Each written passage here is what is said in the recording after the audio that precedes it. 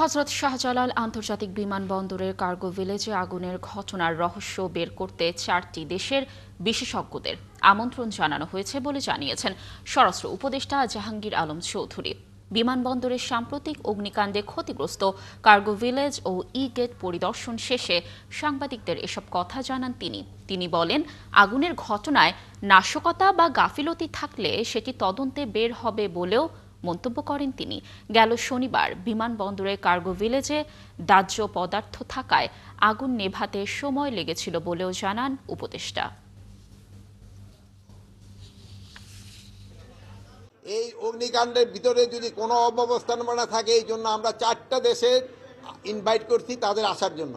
ইংল্যান্ডকে ইনভাইট করা হয়েছে, আপনার অস্ট্রেলিয়ারে ইনভাইট করা হয়েছে, চায়নারে ইনভাইট করা হয়েছে, টার্কিরে ইনভাইট করা হয়েছে।